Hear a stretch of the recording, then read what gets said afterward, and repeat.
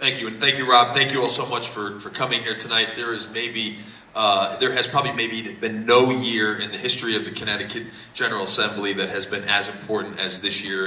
And you know, every year we hear kids say, "Oh, this was the best Christmas ever," right? You know, this is absolutely the best Christmas ever. No matter whether it was or it wasn't, people say it was. And consequently, every year you hear politicians say, "This is the most important year. This is the toughest year. This is the worst year."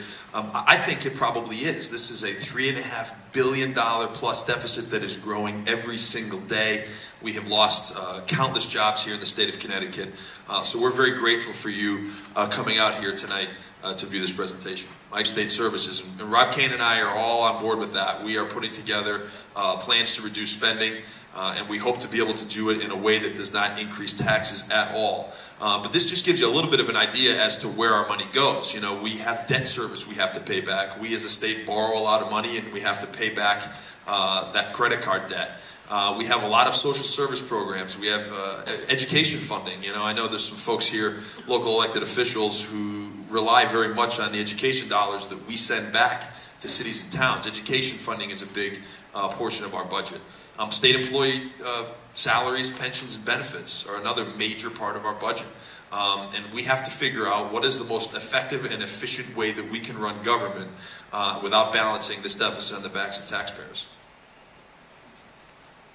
Obviously, Connecticut is widely known as one of the worst places in the country in which to do business. And these are some of, I think, the bullet points that sort of demonstrate that. We have the highest state and local taxes in the continental United States. We have a massive unfunded pension liability. That has been caused in large part by the legislature not funding our pension obligations, and other states and investors look at the state of Connecticut with an awkward eye when they see our massive unfunded pension liability. We have the fourth highest state debt in the country.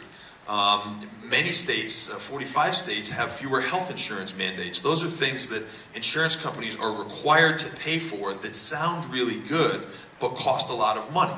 You know, gas taxes. We all go to the gas station every day, if not every few days. We have the second highest gas taxes in the country. We were voted the least business-friendly legislature in the country by Expansion Magazine. That is a problem. When people look at the state of Connecticut as a bad place in which to do business, that's a problem for job growth and economic growth. You know, in fact, you may remember last year the chairman, the CFO rather, of UTC said, "Anywhere but Connecticut is a good place to do business." What does that tell you?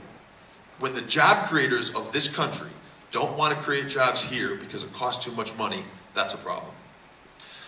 Unfortunately, Governor Malloy's budget continues to grow spending. You know, all of us have to cut back in these tough economic times, and when you look at the budget that Governor Malloy has proposed, it actually increases spending from year to year. Bottom line is the cost of government is more in the next 2 years than it has been in the last few previous years. That's a problem. That sends a message to the world, to the business community, that the state of Connecticut can't get a hold of its spending, and that we're going to continue to do the same thing that got us into the mess over the past few years. You know, if we really want to talk about shared sacrifice, that means that we have to reduce the size of government. That means we have to get concessions from state employees, and we have to make government more streamlined and more efficient.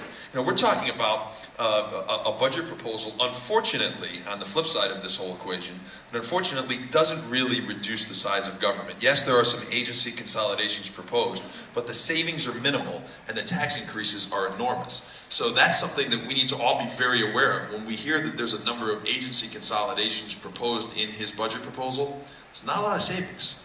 The state of Connecticut is like the Titanic is sinking, and the staff is still serving caviar and the band still plays on. But somebody corrected me recently and told me that the Titanic is sinking and it's like the band still plays on and the staff is eating the caviar. Because that's exactly what's going on at the state capitol. Every single ounce of our focus should be on resolving this deficit and growing our economy. I'm one of the senior citizens. Right now my taxes are more than my mortgage and taxes were when I bought my house 37 years ago. In the way it stands right now, I've said this at a town council meeting and the charter revision thing. When I bought my house, I paid $28,000 for it. At my present rate of taxes, every 7 years I can buy my house again. So it's killing me. And all I got is Social Security and $107 a month pension from the place I used to work at before they went belly up. our license fees this past August were doubled. So if you are, my husband is a heating contractor, he carries 3 licenses. They went from $75 each to $150.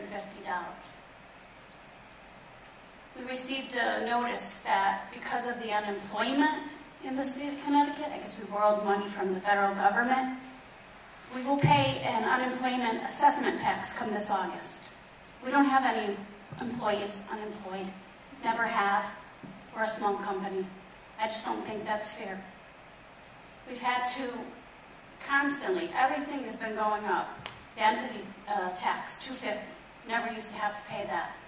We have the document file to let the government, the state of Connecticut, know who your main officer. That went up, that doubled.